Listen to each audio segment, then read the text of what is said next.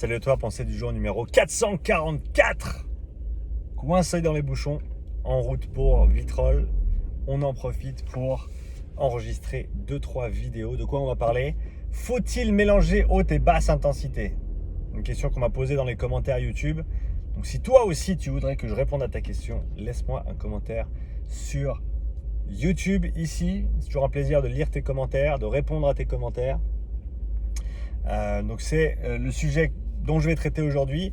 Avant ça, une petite news. Je t'ai parlé il y a quelques temps de l'académie, Upside Strength Academy. Alors, tu la connais, hein, c'est là où j'ai mes programmes, mes formations et autres. Mais on va voir tout soudain le lancement de la plateforme en ligne de l'académie, c'est-à-dire du forum d'échange qui va être ouvert aux coachs sportifs, préparateurs physiques, aux kinés et autres professionnels du sport qui souhaitent développer leurs connaissances et leurs compétences, peu importe le milieu dans lequel tu travailles. Cette académie te donnera accès à donc une plateforme d'échange pour les professionnels du sport et de la santé. Et l'idée, c'est d'avoir ce forum dans lequel on peut discuter, échanger des idées, mais également avoir accès à du contenu exclusif, notamment un webinaire chaque mois qui sera créé et présenté soit par mes propres soins, soit par des professionnels à qui je vais faire appel, qui vont venir présenter sur leur sujet de prédilection afin de faire grandir tes connaissances et tes compétences en tant que coach, préparateur physique ou kiné. Et également chaque mois des questions et réponses exclusifs auxquelles les membres de la plateforme pourront participer.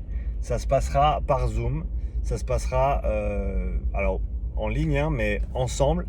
Donc l'idée, c'est que tu puisses venir me poser tes questions, on puisse passer 1 heure ou 2 pour discuter, pour échanger et continuer à grandir ensemble. Donc cette plateforme, elle n'est pas encore ouverte ou disponible. Je suis encore en train de peaufiner les détails, mais sache que mon objectif est de lancer cette plateforme dans les semaines qui viennent. Si c'est quelque chose qui t'intéresse, je serais content d'avoir ton commentaire sous cette vidéo pour savoir qu'est-ce qui t'intéresse là-dedans et prendre un petit peu la température également de la communauté Upside Strength. Donc voilà, haute intensité, basse intensité, est-ce qu'il faut mélanger les deux? Alors, ça dépend ce qu'on veut dire par mélanger. Mélanger dans la même séance, est-ce qu'on peut faire les deux dans la même séance? Absolument. On peut absolument faire les deux dans la même séance. Est-ce que c'est mieux de les dissocier si on a le temps? C'est bien, ouais, c'est bien de les dissocier. Je pense que de manière générale, moi j'aime bien en tout cas avoir un objectif de séance. C'est ma manière de travailler, c'est pas la seule. Tu peux très bien combiner différentes qualités que tu veux développer en une séance. Mais je trouve que si on parle de cardio, si on parle de conditionnement, avoir un objectif de séance, c'est pas mal du tout quand même. C'est pas mal du tout, ça semble assez bien fonctionner. Est-ce qu'on peut du coup combiner les deux? Oui, si tu n'as pas beaucoup de temps, tu peux très bien faire une grosse séance d'intensité et derrière faire de la zone 2, de la basse, de l'endurance fondamentale. Je vois pas de souci à ça. Je vois pas de souci à ça, tant bien même que tu aies la capacité de tolérance de ce volume et que tu puisses du coup en récupérer. Parce que si tu fais une séance d'intensité, tu as déjà l'échauffement, tu as le bloc principal et après tu vas encore te retrouver à faire ta zone 2 derrière. Alors pour des gars comme Nils van der Poel, et si tu connais pas Nils van der Poel, va regarder ma vidéo à son sujet. Je crois que ça s'appelle 8 leçons qu'on peut tirer ou apprendre d'un recordman du monde ou d'un champion olympique. Nils van der Poel, qui était un patineur de vitesse, double médaillé d'or olympique et double recordman du monde,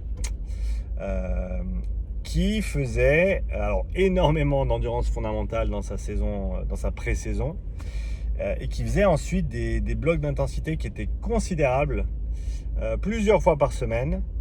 Et il finissait malgré tout avec 2-3 heures de zone 2. Donc tu avais des séances qui duraient 5 heures avec 2 grosses heures d'intensité et ensuite 2-3 heures de basse intensité derrière.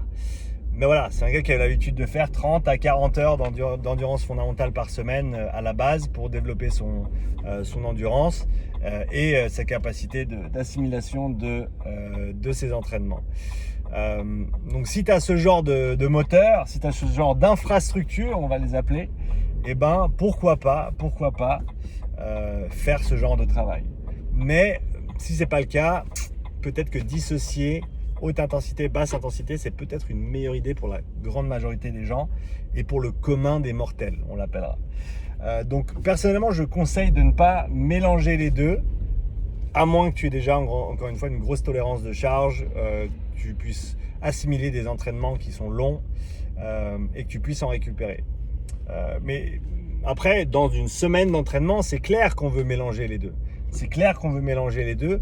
Et même un cycliste en hors saison, il semblerait que d'inclure des sprints supra-maximaux, donc pied au plancher, même assez courts, hein, ça n'a pas besoin d'être des sprints de 60 secondes, mais des sprints de 10, 15, 20 secondes, répétés une petite poignée de fois dans une séance dans la semaine, semblerait potentialiser, préparer le corps pour les blocs d'entraînement à venir, en tout cas maintenir ses qualités de haute intensité, de génération de puissance et faire en sorte que tes performances et ton développement sur les cycles futurs soient meilleurs. Donc même pour quelqu'un qui ferait une saison de basse intensité, il semblerait que maintenir un petit peu de haute intensité, ce soit pertinent. Donc dans ce contexte-là, je dirais que à tout moment dans l'année, on veut mélanger un petit peu des deux. Bien sûr, la proportion de ces deux types d'entraînement ou intensité d'entraînement va varier grandement. On appelle ça la planification, c'est-à-dire le séquençage de différents blocs d'entraînement avec comme objectif un pic de forme à un moment donné dans l'année pour une compétition, pour un test, etc. Et donc dans ce cadre-là, il faut agencer ces entraînements au cours de l'année pour arriver à ces objectifs-là. Mais de manière générale, tu devrais très rarement avoir que l'un ou que l'autre. Ça devrait être un peu des deux. Ou comme je te l'ai dit, les deux en même temps durant une séance si c'est pertinent. Dès le moment où tu dépasses 20 minutes d'endurance fondamentale après de l'intensité, je considérerais ça comme du développement supplémentaire. 15-20 minutes de faire tourner les jambes après une grosse séance d'intensité, c'est plutôt de la récup active. Dès le moment où tu prolonges ça à 30, 40, 60 minutes, là on est vraiment sur de l'endurance fondamentale supplémentaire avec un paramètre de durabilité, de résistance à la fatigue qui devient très intéressant. Mais allié à ça, il faut aussi bien s'alimenter.